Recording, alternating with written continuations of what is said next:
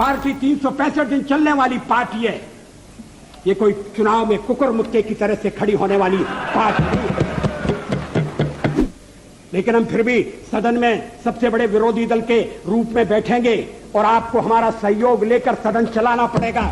इस बात को मत भूलिए। मैं अपना त्यागपत्र राष्ट्रपति महोदय को देने जा रहा हूं।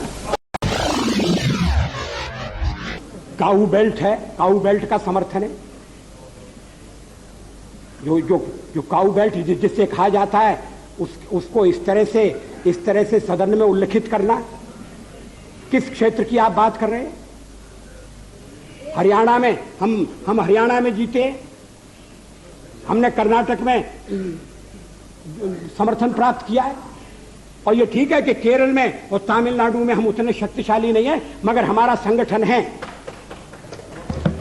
पश्चिम बंगाल में भी हमें 10% से थोड़ा कम वोट मिला हुआ है। अगर आप वोट की बात करते हैं तो फिर 10% वोट की बात करिए। इस सदन में एक एक व्यक्ति की पार्टियां, एक एक व्यक्ति की पार्टी, और वो हमारे खिलाफ जमघट करके और हमें हटाने का प्रयास कर रहे हैं। उन्हें प्रयास करने का पूरा अधिकार है, मगर है वो एक व्यक्ति की पार्टी। एकला चलो रे, और चलो एकला अपने चुनाव क्षेत्र से और दिल्ली में आकर हो जाओ इकट्ठे रे। किस लिए इकट्ठे हो जाओ? देश के भले के लिए। स्वागत है। हम भी अपने ढंग से देश की सेवा कर रहे हैं, और अगर हम देशभक्त न होते और अगर हम निस्वार्थ भाव से राजनीति में अपना स्थान बनाने का प्रयास न करते, और हमारे इन प्रयासों के पीछे 40 साल की साधना है। ये कोई आकस्मिक जनादेश नहीं है, कोई चमत्कार नहीं हुआ है। हमने मेहनत की, हम लोगों में गए, हमने संघर्ष किया है। पार्टी 365 दिन चलने वाली पार्टी है। ये कोई चुनाव में कुकर मुक्के की तरह से खड़ी होने वाली पार्टी नहीं है।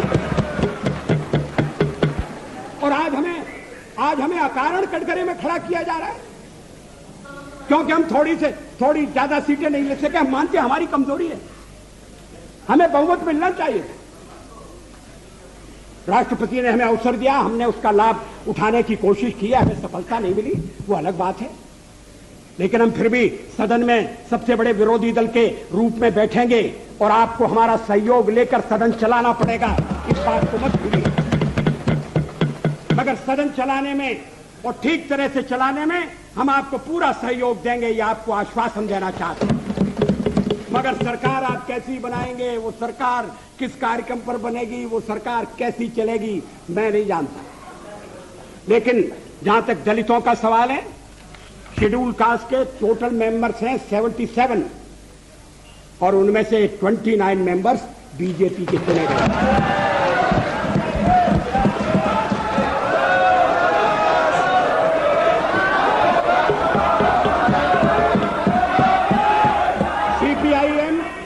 सीपीआईएम के 5 मेंबर हैं, सीपीआई 1 मेंबर है, कांग्रेस 15 मेंबर है, जनता दल 7 मेंबर है, और सबसे ज्यादा हमारे मेंबर हैं।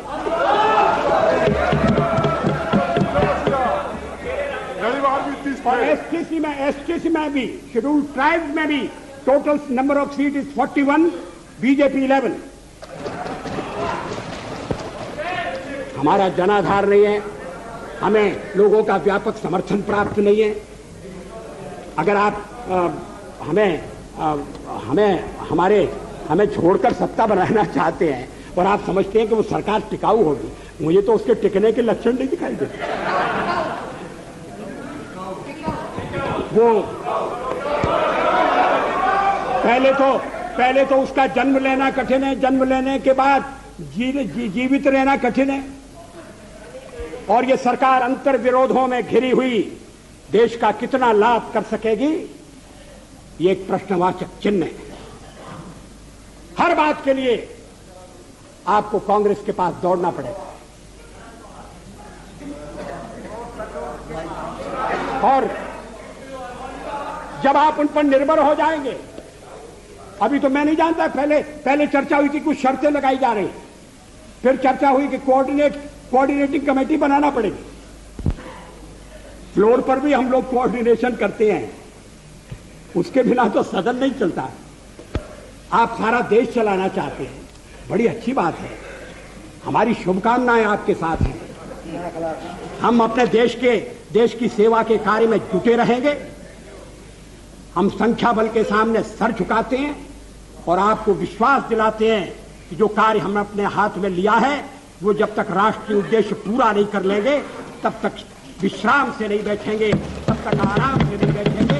अध्यक्ष महोदय, मैं अपना त्यागपत्र राष्ट्रपति महोदय को देने जा रहा हूं।